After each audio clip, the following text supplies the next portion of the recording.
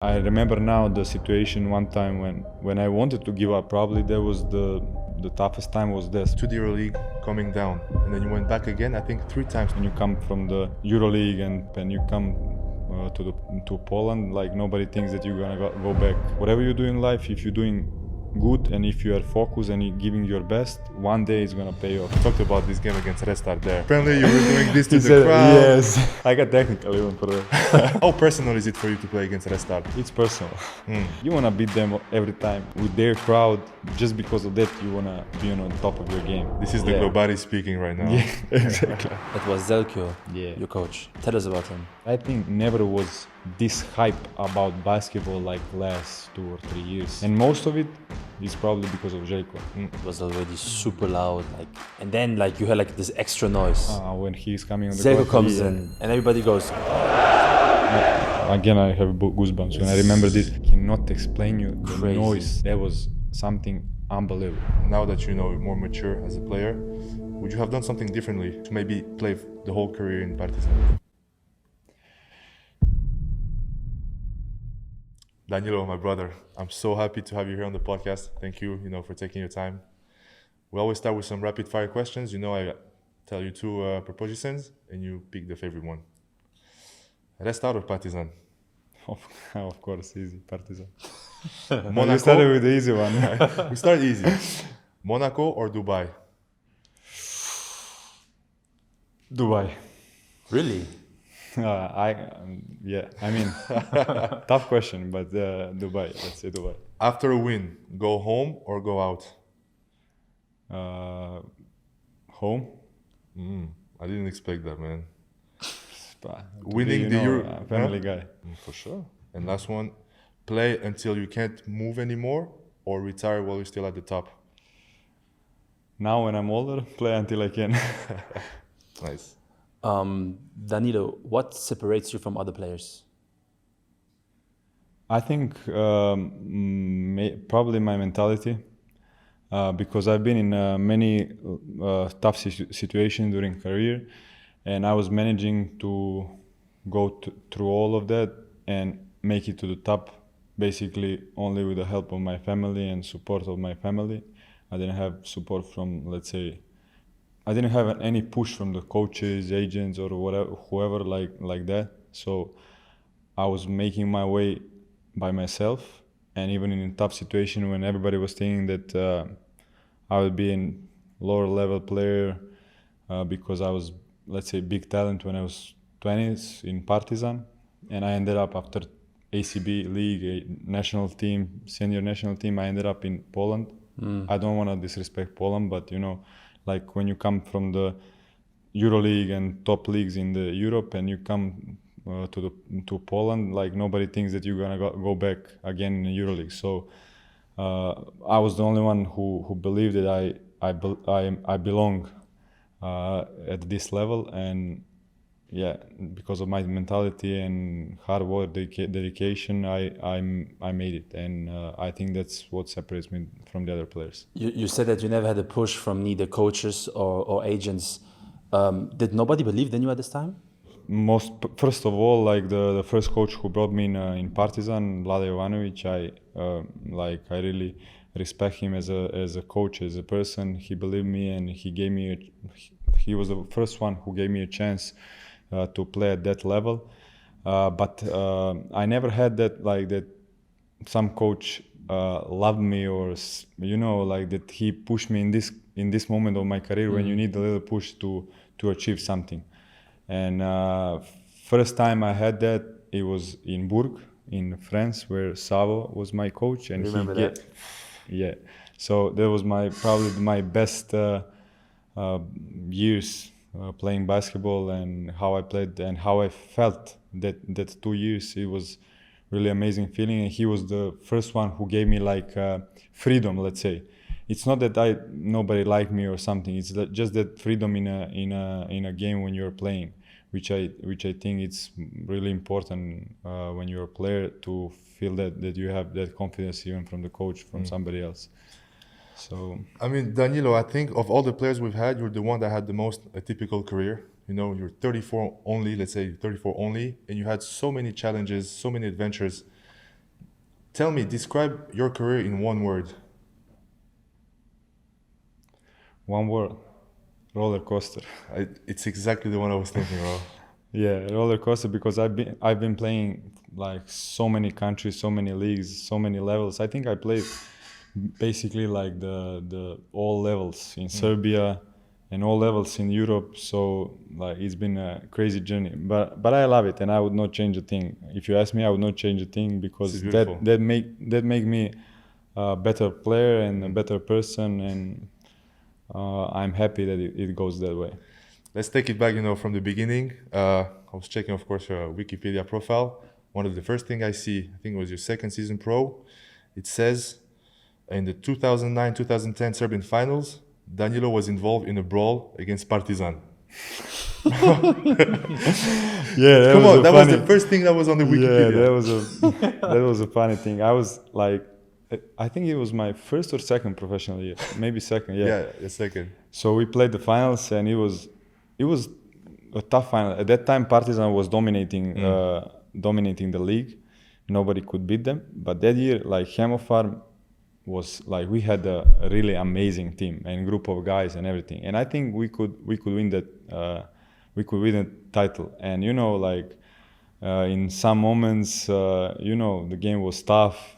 Like the referees let like a little bit fight on the court, and then the real fight started.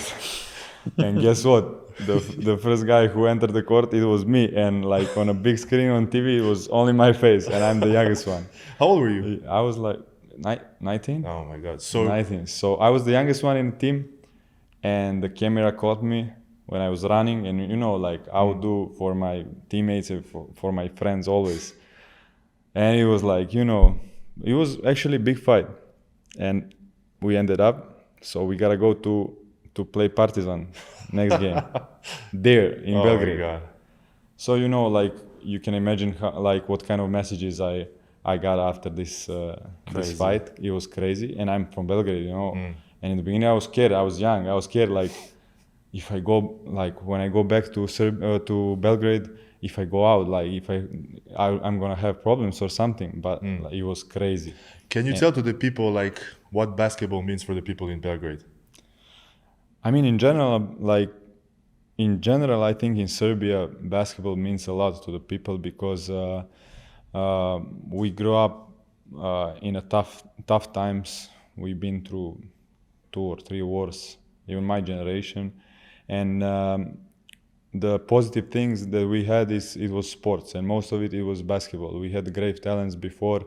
We were watching them on TV, and it was kind of joy looking at them at the TV and bringing the medals home, and all the people celebrating with them. So that legacy that they left, it even stays now, that we can see now when we made like Olympic medal, World Cup, like how the people celebrate basketball in general in Serbia, not only in Belgrade. So yeah, it's crazy. Alex told me before that you grew up as a Partizan fan, right? Yeah. How did it felt when you signed your first contract with Partizan as a Partizan kid? It was amazing. It was my, the dream came true now. Like you see, I have goosebumps even now. Before I was looking at Partizan EuroLeague, dreaming. My father was taking me to the games when I was, I think, 11. And I watched the games, and I was dreaming to play one day in that kind of atmosphere. And then when the call happened, it was just amazing. I know, okay, I believed that I can be there, but I didn't expect that it's gonna be that soon, And they called me, and I didn't even think twice. I immediately said to my father, "I'm going there no matter what." And I still had the contract with the Hemofarm, so I was speaking with the agent Mishko at that time, and I was like, "We gotta find a way. I wanna go." So at the end we find a way, but the first impression was like, because the fight was 1 year before. So I was like, how the fans, will But they like that, react. the fans. They like it. Yeah, then when we had the team presentation, everything starts, I was under pressure. Like when they called my name, it was so many people like in a fortress in Serbia. It was amazing presentation. And I was thinking like, how they gonna react? Like, they're gonna boo me or, something. But everything was fine. Everything was great. Even some people were coming after like, okay, we were talk, shit about you and everything. But now you are with us. We're gonna cheer with us, and we're gonna cheer for you. So it was amazing feeling. It's interesting you speak about pressure. I want to ask you, growing up Partizan fan, playing for Partizan, is it more pride or pressure at this time? Both. I would say both, because of course it's a pride first that you represent one of the most historical clubs in Europe and EuroLeague, but also it's a big pressure because everybody expects that every game you give your best, that every game you win, that every game it's important. So it's a big pressure, and I think the players who cannot handle that kind of pressure, it's hard for them to play there, and you have to be ready for that. But I know now, like, people are going to Partizan and Red Star and they are saying, oh, you will have pressure and this and that, but you really don't feel it until you are there. Because when you are there, when the game starts, when you lose some games, you go out, you hear the people talking, never stops. So it's a big pressure that you have to live with it and handle it. But I love it. To be honest, I love it. That's the thing why I came back. Yeah. It was a generation with Dusko Vujosevic, right? Yeah, that was like when I signed my first year, it was Vlade Ivanovic who signed me there, and my second year was Dusko. How was Dusko? It was a good experience because at that time he was like one of our best coaches, and of course Partizan legend. But to be honest, I didn't have that, like, I would not say like good relationship with him, because I think we didn't have a relationship. For me, for no reason, because that year I was with the national team with Duda Ivkovic. So, when you're national team, I had a great year before. I was thinking, now when I'm coming from the national team, I will start playing even more. But I came, and first meeting I remember with him, he was like, not saying nothing. He was just, you will be like third or fourth option, but you can fight and earn your spot. So I was like, why third option? I was playing before, like, and then I was like, and that's what I say before. I always choose to fight, and I was like, okay, I will fight, and I will show him that I have to be like, and that I have to play. But nothing changed. We started the season. I was practicing. I was playing good. Like, the months was like going. I play one game, play great. Next 2 games I was playing 3 minutes. Oof. Then again, I play good. He put me like 10 minutes. I play great. Then again I don't play. And a couple of times I asked him, and he was like, everything is good. Keep practice like this. Everything gonna change. But I saw, like, if everything is good, why I'm not getting the chance? And even the fans start like saying why I'm not playing, and they put pressure on him, and and that was going for 3-4 months. And then when I saw that there is like, it's not gonna change like that, no matter what I do and how I play, I decided to leave. And it was probably one of my toughest decisions in my career. In that point, a lot of people were saying that maybe I should stay and wait for my chance, because I had a 4-year contract. But I was always in my career the one who was saying that I want to play no matter what. Like, even if I get less money, even if I go in a, let's say, lower level team, but I want to play, and I want to show everybody that I can play. So I asked for because they were late with the money. So I asked for the cutting the contract. I cut the contract. Of course, I left the money and everything because I wanted to leave. And like, the situation was like this in Partizan always. And I never regretted for doing that. But I say, okay, I will leave everything. I want to just go play. And I had the last conversation with him, and it was like this, basically. Always when some talent is going out of the club, it's sad for the club. We didn't expect, but okay, good luck and this and that. And I was surprised that we had like really nice talk. And then tomorrow in the newspaper, he said totally different things. What did he say? Yeah. He said basically that I didn't want to fight, I didn't want to do this and that. Seriously? Like, totally different, yeah. But I never. After that, I never spoke with him about that. We never had the chance to speak with it. I mean, but it is what it is. Like, Looking back at your this first stint in Partizan, now that you know more mature as a player, would you have done something differently to maybe play the whole career in Partizan? No, I think, like I said in the beginning, I would not change a thing because this is who I am because of the things that I've been through. But maybe the thing that I would change maybe is work more on myself. For example, body language.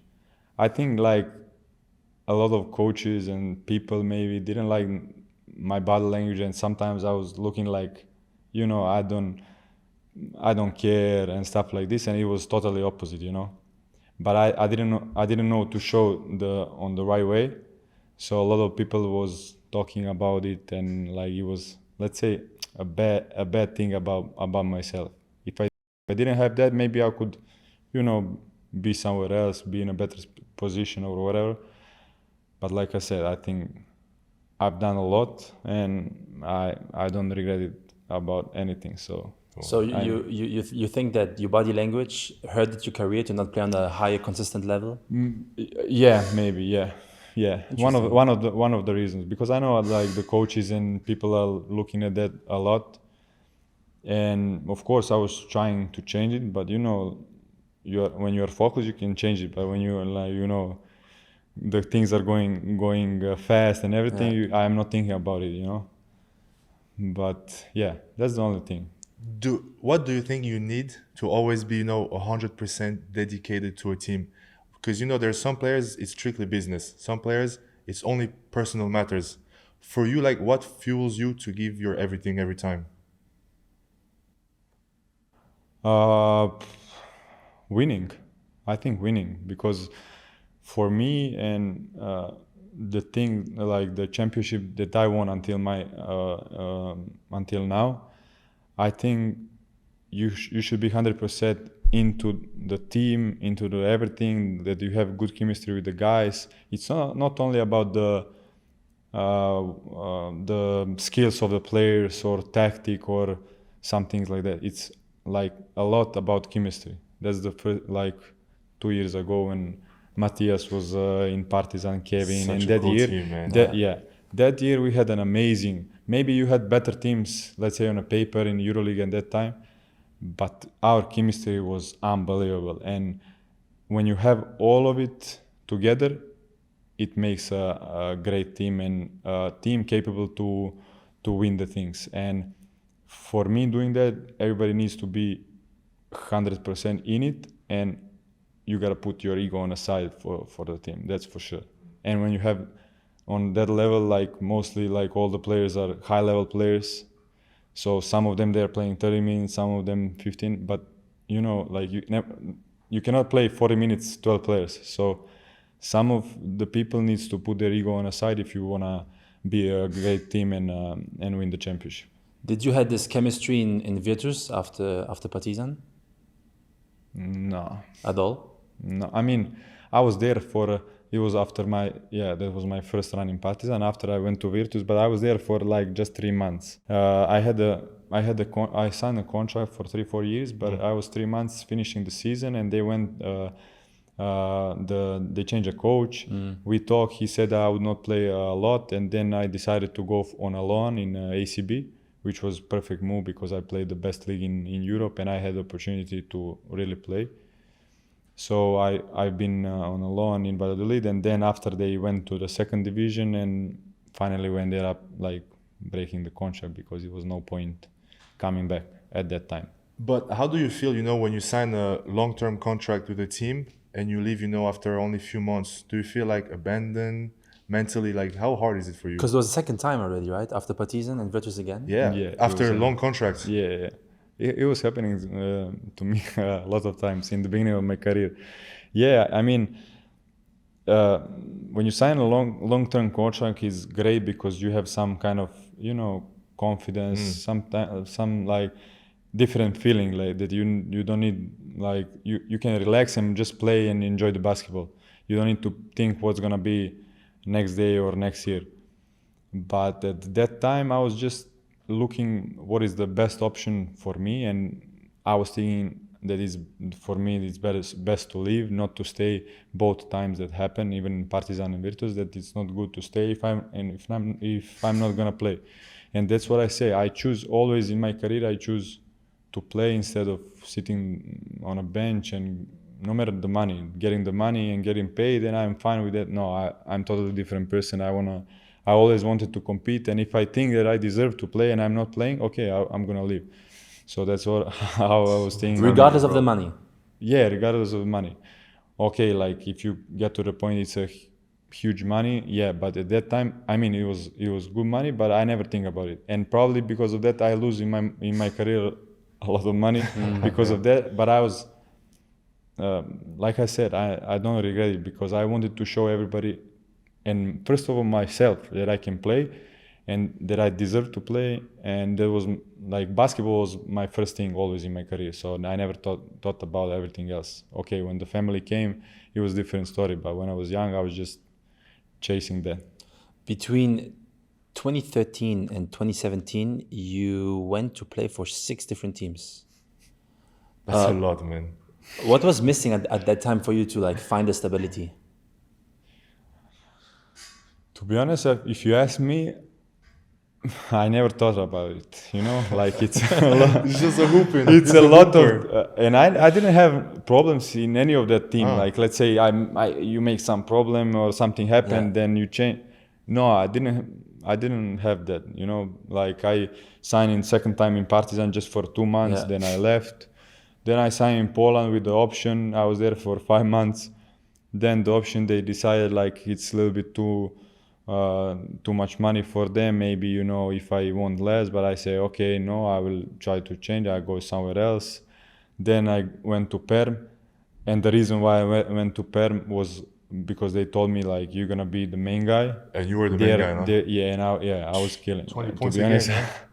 To be honest, I was killing that at that time, and that was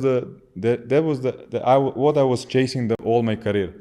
It was the first moment that somebody say, okay, we will give you a chance, you will play, and you can show yourself, and I knew I'm gonna take that chances, you know, and I believe in myself, and that's what exactly what I did.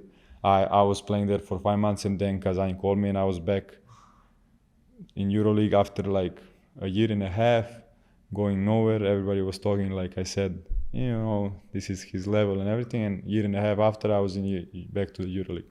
So for 4 years, I think you had just 2 bags, right? Because you kept moving all over the place. But it was fun. Yeah? You know, changing, meeting other cultures. That's cool to think it like this. You enjoyed this? I enjoyed it at that time. To be honest, when I was younger, I didn't like to stay in one place for a longer time, just because of that, because I was exploring basketball, leagues, you know, cultures and everything. It's nice experience. When I look back now, it's a huge experience for me, not only basketball, like even after basketball, life and everything. Yeah. So outside of Partizan, of course, what was your favorite place to play or to live, let's say? Monaco. Aha. Monaco, yeah. Monaco was amazing. Monaco was amazing for so many reasons. It was the first year EuroLeague. Is like historical things that we did that year. It was writing a history with some team. We had great results in EuroLeague that nobody expected. Way of life there. You know it better than me. Better than you? I don't think so. I think in 1 year you did more than me all my life there. Come on. But so yeah, that's for sure Monaco.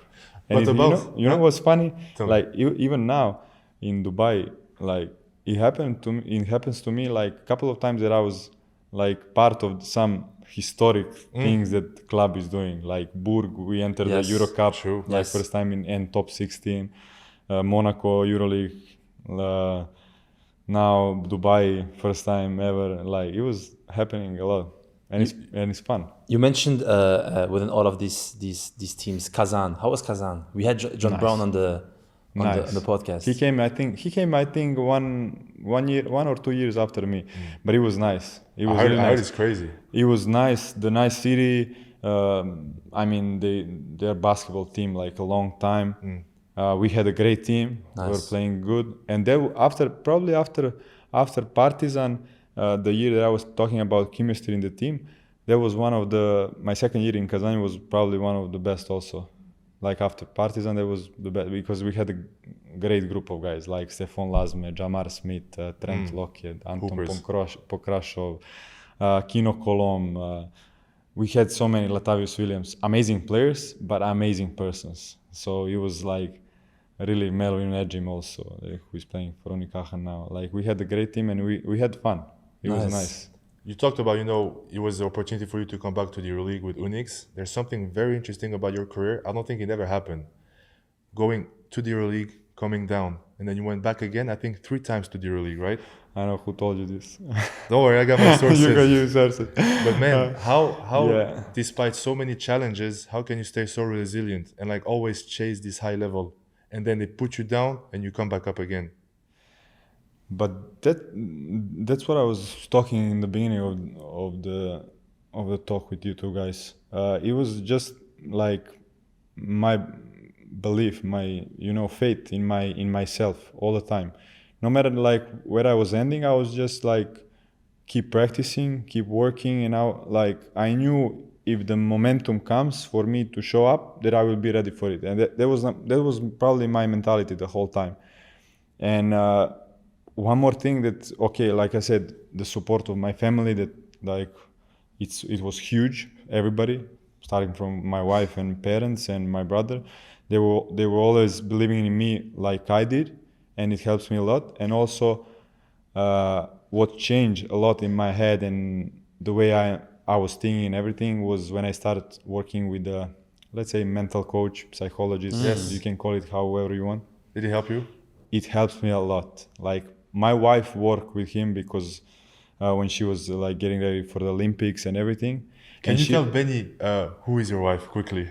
She's a shooter with a rifle. So you better behave. Yeah, she's that's what everybody says. She's a silver Olympic medalist from London. Yeah, nice. In shooting. Flag bearer also, huh? And flag bearer in Brazil. Yeah, that's a huge. Crazy. That's huge. Yeah, shout out to my wife. She's to be honest, she's my like big inspiration in life and in the sports also. Like, and she helped me a lot because she always understood like the way how we live. She's a high level athlete, so she understands. She was pushing me a lot through these times, and I've been through all these times. I've been with her, and she was pushing me and like to believe in myself. And she was the one telling me that I should maybe talk with her mental coach at that time. And now he's our like friend also, and I still working with him. And in the beginning, like we are from the team sports, we are thinking, it's not that important, especially in Serbia. In Serbia, everybody was like, if you have psychology, you have mental problems, which is totally wrong. And I was the one who was thinking like that. And then when it was tough, I was like, maybe I should try. Maybe I should, And it started slowly, but when we start talking, when we were doing some things, it helps me a lot, and I saw the change in just a few months. Like it was amazing, and even now I'm working with him like sometimes. So like I would recommend to everybody, to be honest. Do you think that without your wife you wouldn't be where you are today? Yeah, and it's not cliche, like everybody talking about it.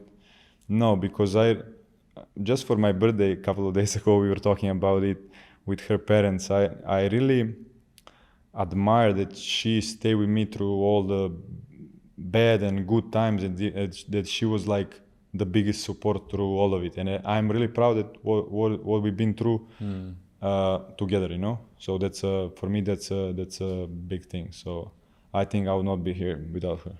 But now you joke about the tough times and the good and the bad, but I feel like the tough times for you were really tough. It was tough. It was tough because from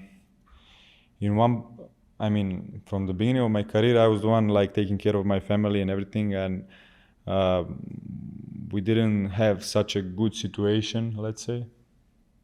And I had that pressure, like, since I was young, that I wanna, make it. I know a lot of people are talking about it, and like, especially Americans, what they've been through. But it's true, like that kind of times make you tough and make you strong and make you motivated to do the great things. And probably that wish to take care about my closest one was what was driving me when I was young. And even in the tough times that I was like, let's say, thinking, okay, what I will do if I stay in this level, I deserve more. I had that in my mind, and I was keep pushing, and I was motivate myself, and I was telling myself, okay, I'm gonna do it, So it was yeah, you can see like how I talk, and I never talk about it like let's say in public or like in interviews or like, I don't know if anybody, only like our closest friends and family knows this. So probably that was the toughest time was this, when I was like starting, when I was going through everything and had that pressure on me. But like I said, like I think that's why I become what I became today. Do you think that at some point in your career where you were not playing at the level that you deserve to play, that you disappointed them somehow? No, and they never give me the chance to think that way, because they were like always supporting me. Like they were the one always saying me, like, you deserve this, and if you work hard, no matter where you are now, one day it's gonna pays off. Like I started from my mother and my dad when I was really young, and after my wife, they were always saying, like, they were teaching me basically when I was young.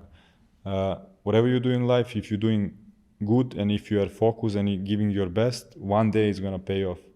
Depends, maybe in 1 year, maybe in 1 month, and my dad was always saying, it just like in one night everything can change. So I had that in my mind wherever I was, like in whatever bad situation I was, like it was like that. I was keep practicing, I was keep working hard, and I knew that for myself and them, because I wanted to prove myself what I can be and if I'm capable to be at that level. That was for me, and also like for them. I wanted to make them proud. And I remember now the situation one time when I wanted to give up. I mean, not playing basketball, but I was in a national team, under 18, European Championship in Metz. So the beginning, and it was the coach who after that brought me to Partizan. Oh wow! Crazy story.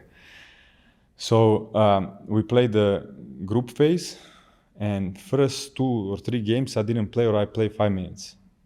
And of course, I was always thinking I have to play. So I was like, I deserve to play. Like, why I'm not playing? I called my dad and I said, listen, after this game, 3rd game, the next phase we go, if I don't play, I want to come back home.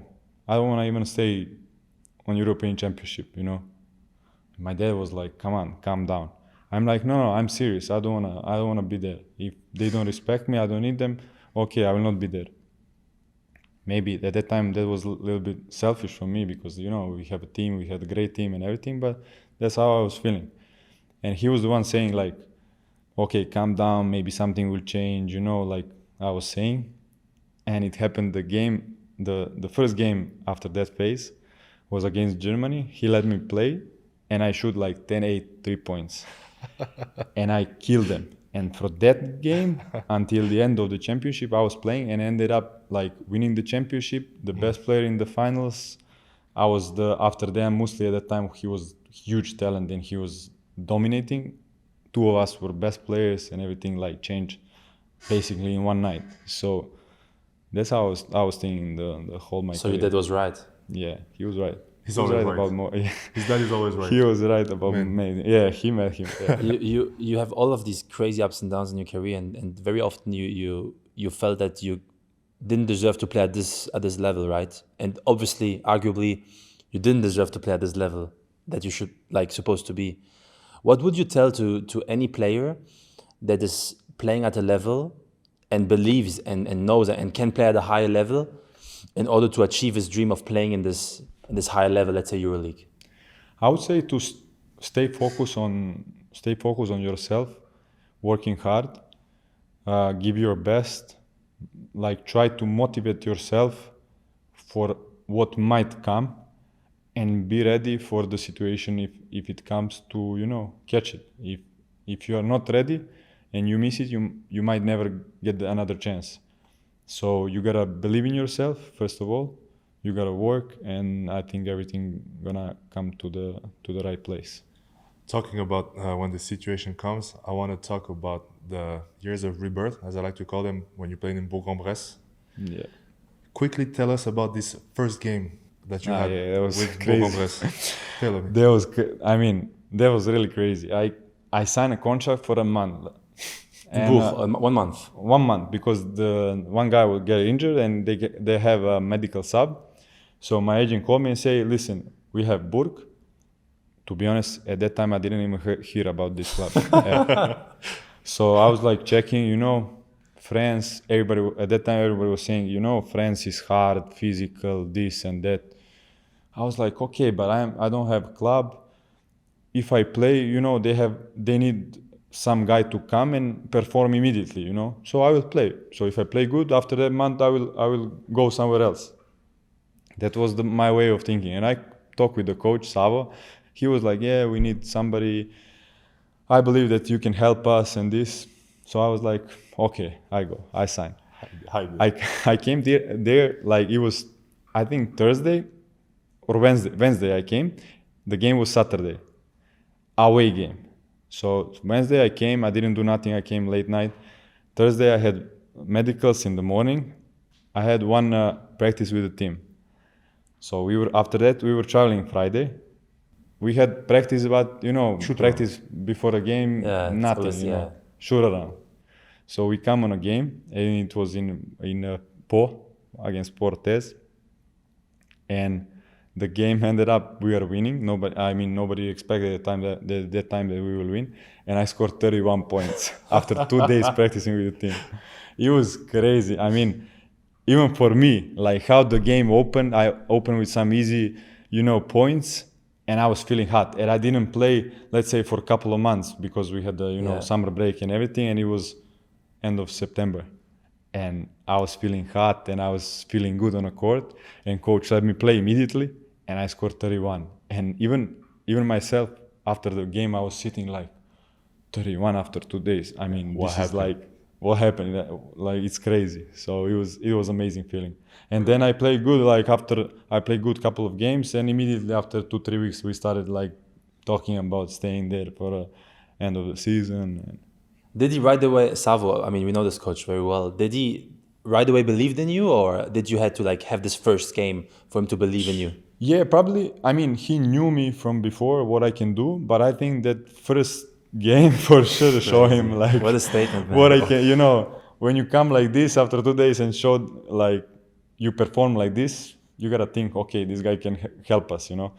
So for sure that game helped, but I play also the next 2-3 games I play good, and immediately we started like talking about staying there.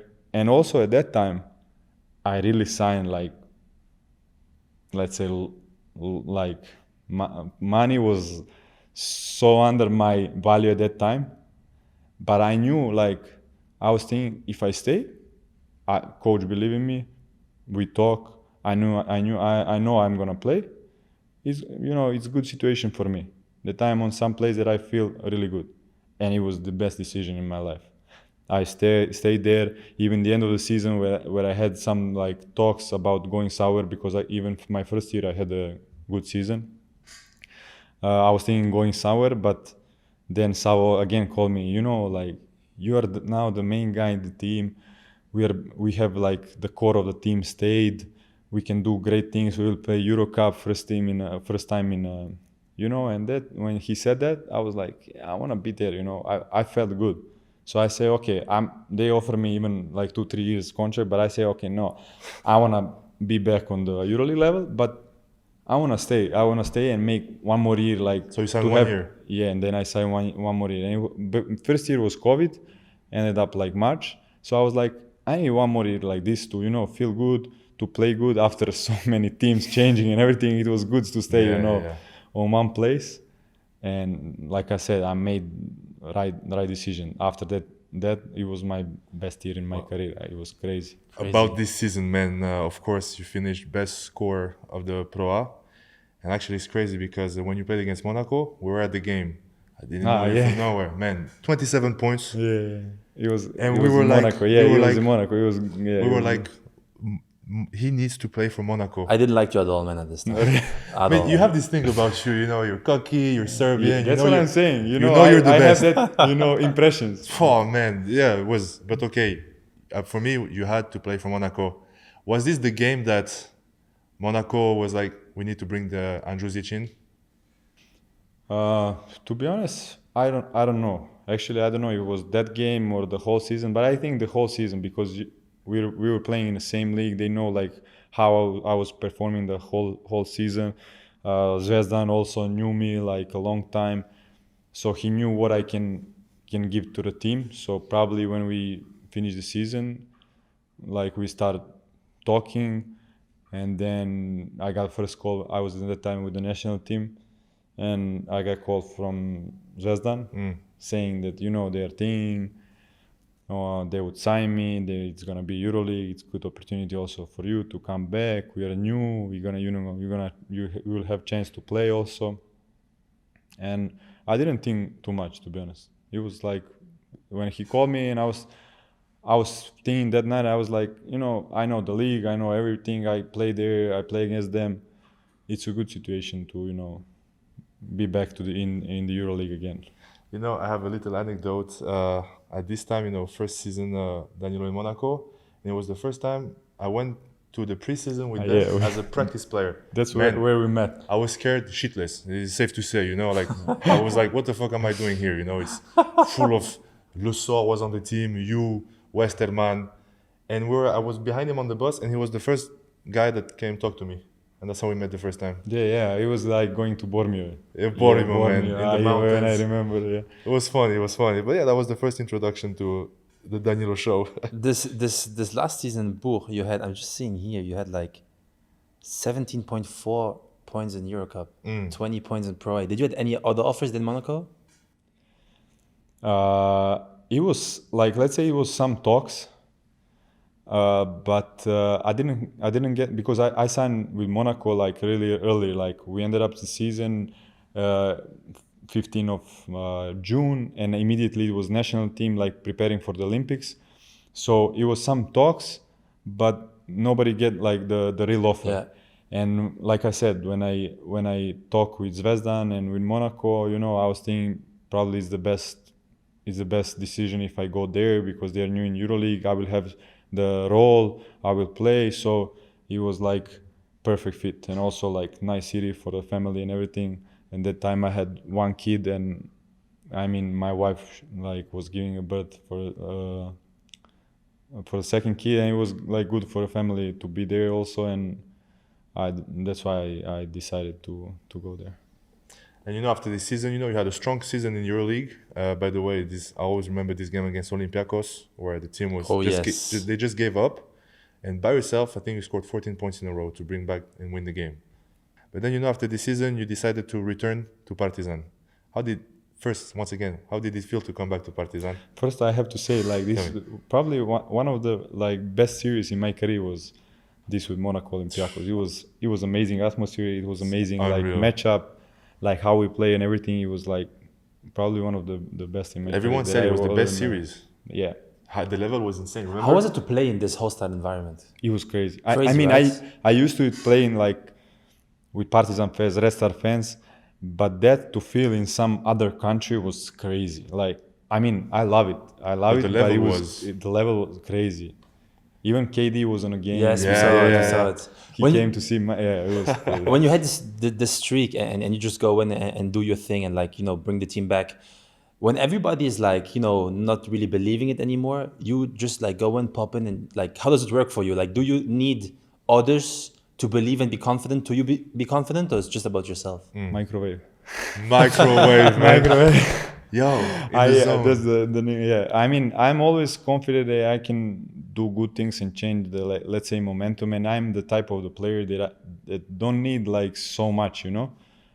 If I get in the right zone and like feel good on a court, like for me it's enough. 5 minutes, and you know, even that year in Burg, like I had so many games where I started slow and then just like 5 minutes I'm like 20 points, you're up, and you know. Bro, yeah, But, what the fuck, but man? really, like, I mean, that's probably the type of the player that I am, you know, and like how I play and the confidence that I have. So. You know, we just had a podcast with another amazing shooter, your teammate Bertans. He's And amazing. we were talking about this feeling of, especially for shooters, being in the zone. To people who don't really know basketball, describe us this feeling. What is it? If you want to imagine, like, it's when you're in the zone, the basket feels like a swimming pool.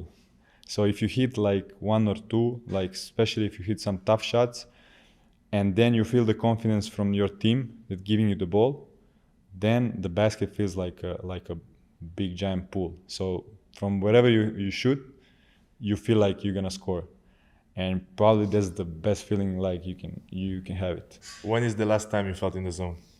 Yesterday.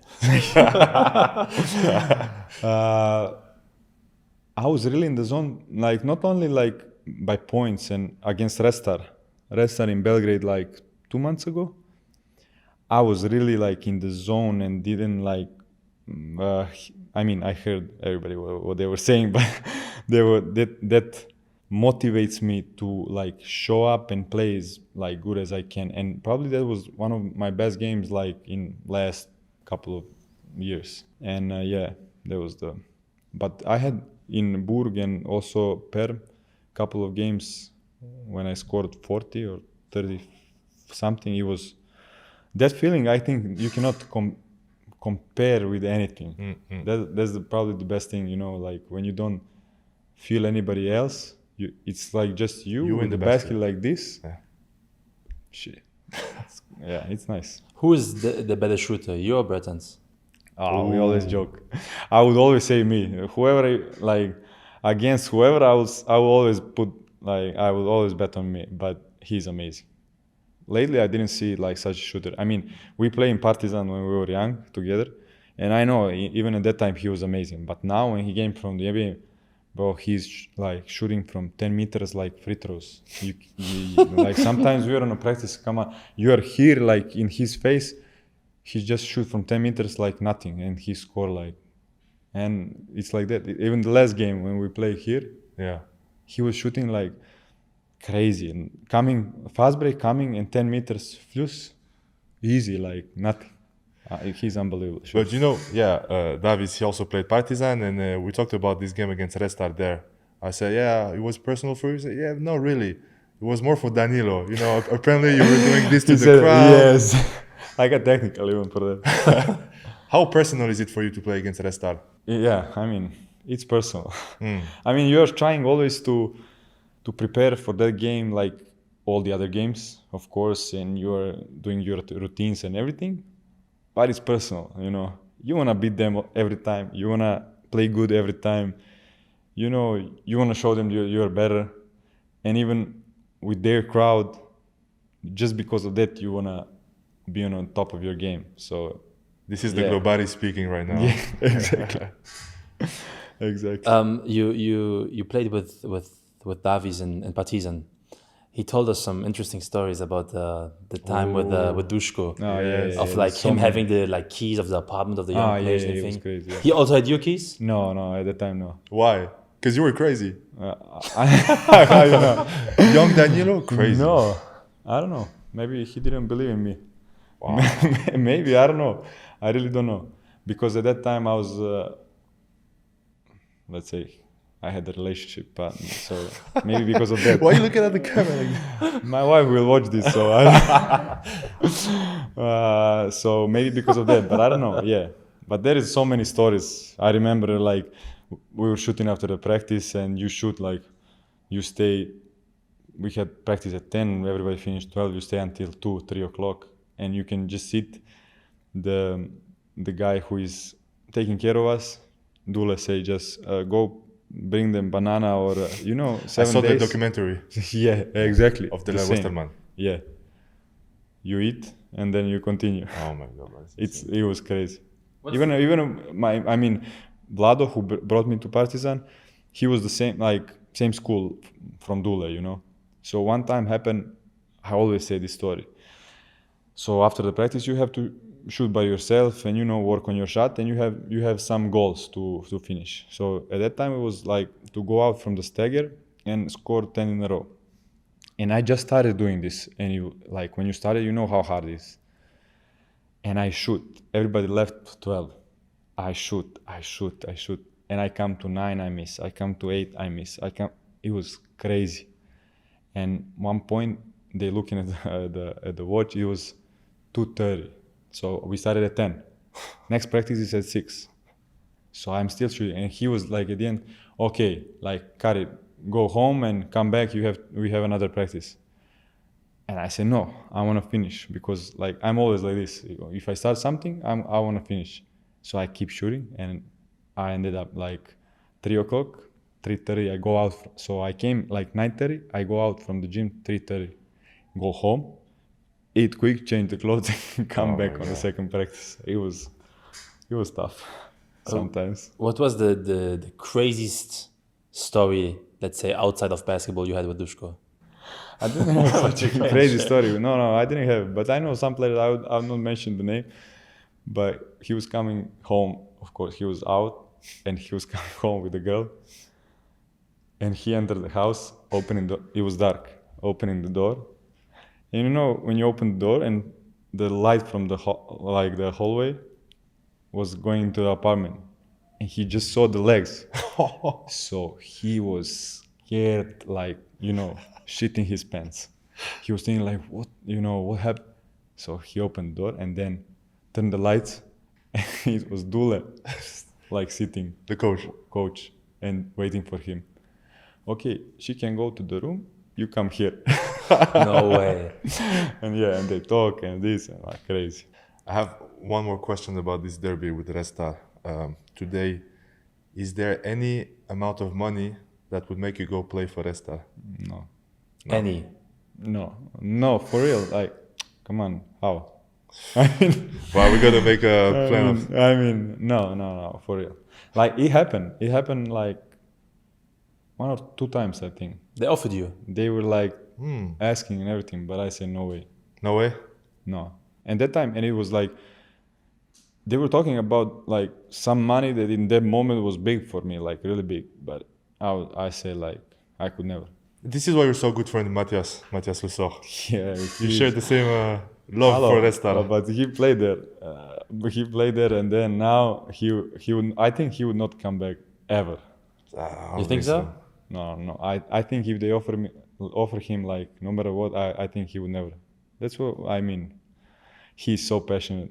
He's probably one of the guys, let's say that are not Serbians, who feels the most all that atmosphere, passion stuff. He even speaks some Serbian words and everything. He had always good connection with them, and his energy is like this. I mean, that's why everybody loves him. You remember this interview when he was with Monaco in the hallway after the game? Yeah. And it was against the Serbian team, remember? Yes. He started, you cannot even say what he was saying, but I told I remember he was saying on Serbian, he's bad stuff. He crazy. speaks good Serbian. He's a Serbian, actually. He's good. Like I said, he had that amazing connection with everybody, and he loves it. I mean, he shows it. Even now, he's showing. So he will always be a part of it. I feel that. When you played with Matthias in Partizan, it was Željko, your coach. Tell us about him. That's the when I came back after Monaco, the question that you wanted to ask. First of all, it was for me also one of my dreams. That I think I even have somewhere written that it's my goal one day that I work with Željko Obradović, and I'm trying to find it. It was a really big wish to play for him, And when he called me, and he's in Partizan, and the whole like story about Partizan EuroLeague at that time, I said to my wife, I have to come back, you know. Like, I don't know, I don't want to wait for other offers and this or that. I want to, you know, come back, no matter, like, even I got less money also, even again. I was like, no, I want to be there. I want to play for him. I want to play EuroLeague with Partizan again. I want to feel that.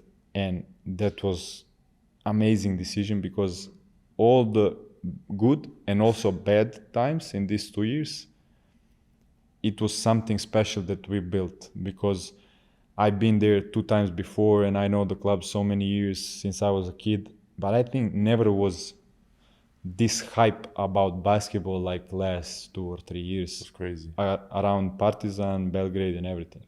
It was amazing, and it was amazing feeling. And most of it is probably because of Željko. He is the one who brought Partizan EuroLeague title, the only one. He's the Partizan legend, you know, the best coach in the world, and he comes back, and it was huge. So I wanted to be a part of it, and I love it. I love it. But, you know, I remember sometimes I was speaking with you after some games, and I was telling you, like, yeah, Danilo, you know, you should play more. You didn't play this much. And you never once said something bad about Željko. And I could really feel the enormous amount of respect you have for this person. Yeah, I mean, I have a lot of respect for him. Like, we had some different opinions during like these 2 years, and like we talk a lot. Couple of times we had like, not fights, but you know, talks, nervous talk, strong talks. But no matter what he do to you or what he is doing, like, you cannot hate him. I don't know how to explain him. Like, even I'm mad at, like, in some point I was really mad, and you know, like, he do this and that, I don't agree. But at the end of the day, he comes and he tell you something, and I'm like, yeah, coach, you know, everything is cool, everything is great, you know. Like, he's the person that, with everything he did in his career, and like the achievements, what he have, and that aura that he has, like, you cannot like hate him or be like bad with him when you talk to him, no matter what he do to you. And he's really special. Like, you ask about him, and he was like, he's special and different than all the other coaches. He's so into the details, unbelievable into the details, and the things that he see in the practice, in the games, is unbelievable. Like, I will tell you a story. One practice, my brother came and wanted to watch the practice. Željko said, no problem. My brother also playing basketball. And he was watching, and in one point, Željko stopped the game. And he said, for all the 5 guys, you should do this, you should do that, you should do... And my brother, after the practice, came to me and said, in that moment, I saw like his knowledge about basketball and how he sees things. Because like, I couldn't believe how he's, in one moment, in 1 second, he saw everything on the court. So that's why, like, he probably made all of it in his career and won everything. Titles, so man. yeah, it was yeah, he's a special person for sure. It was my first game recently when we went with Alex to the Partizan FS game, and so everybody was coming in. It was already super loud, like, you know, everybody's cheering for the players, and then like you heard like this extra noise. When he's coming on the Željko court, comes in, and everybody goes, Obradović, Željko. Bro, I never heard so much noise about the coach or even the person in my life. I have goosebumps when I remember this, because I never heard that noise, not even on one game. It was probably the when we lost the cup or something. They were talking about that he will resign or something like that. He came into the gym, bro. I cannot explain you the noise. There was like for 5 minutes. There was something unbelievable. Even like, me, I have goosebumps. It was crazy. How people follow him and how people love him. It was crazy. But he's also tough to work with, because he's an amazing guy and all this stuff that I was talking. But also he's putting so much pressure on the players on each set, on each play, on each like you have to be like really mentally strong to play for him, and Especially like on Serbians. yeah, and on Serbians, yeah, especially, and also like that you say like sometimes I didn't play with him. Maybe you will not play 2 games, but then next game you will play 20 minutes when it's most important part of the season, you know, and you have to be all the time ready, and you are all the time under pressure, even on the practices. One ball, one possession, one. So if you are not ready, it's done for you. What was your toughest moment with him? Toughest moment? Probably last year, because we had some bad results, and it was like bad energy was around like the whole team, and it was not like everybody talking about chemistry and this and that. Okay, we didn't have that chemistry like we had the first year, but we had a good guys. We didn't have some problems or something like that. It was just bad energy around the whole team and environment, and you could feel that. And in one point of the season, I didn't play much, and he put me out of the team. I had some talk like with him when KP was injured. So I was the co-captain, and always when KP was out. So one game, I didn't even know, he put another guy.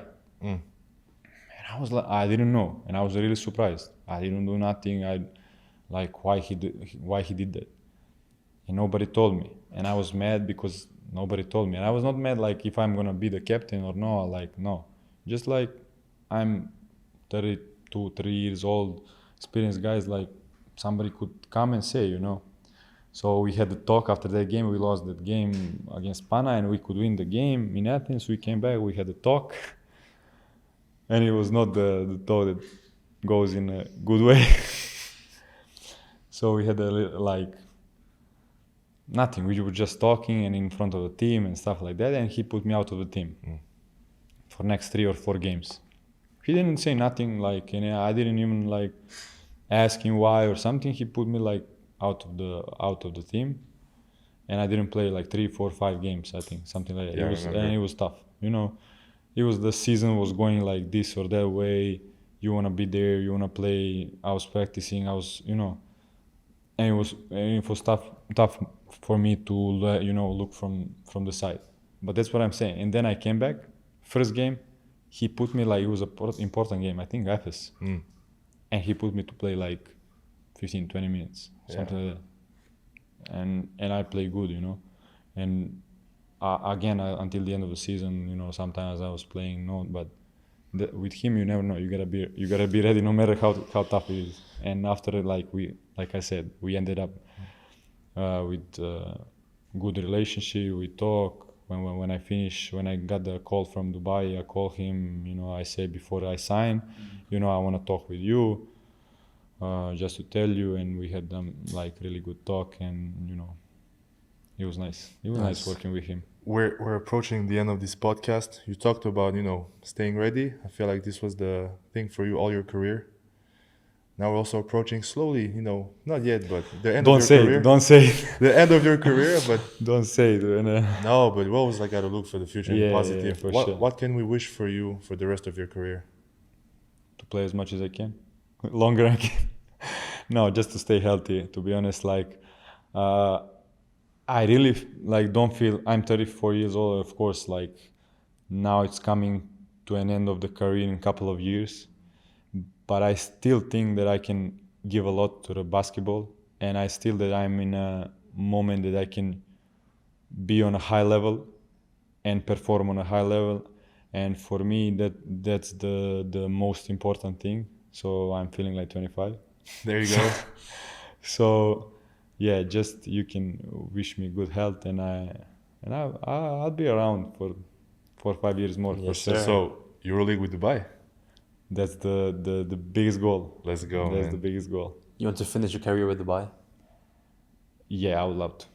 To be honest, I would love to. Like I say, I want to play more. I want to play 4 or 5 years, but I would really love to stay here, because what we made this year and what the club made, they and all the people around the club, we are doing amazing thing. It's amazing project, and all the Europe and the world will see like what we can do and what we are preparing for everybody. And I think Dubai is gonna be like also one amazing spot to be in the EuroLeague and in basketball.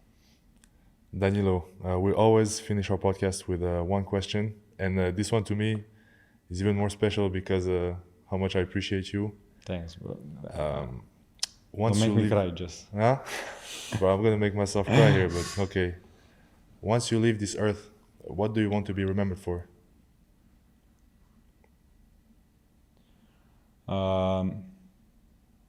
Yeah, I mean, I never had this kind of question. I never thought about it. I would like that. First of all, like beside basketball and everything, that I wanna.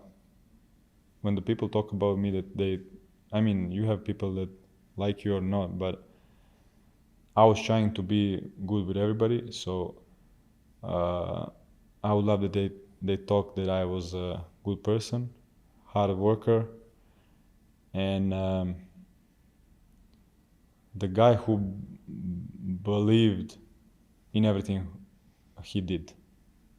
Let's put it like this. Danilo, thank you so much, man. It's been a great pleasure. Thank you, guys. Beautiful, man. Thank you, guys. I feel like I could speak with you, like, listen, these few things that I said, like, Dule and stuff, I never said to anybody.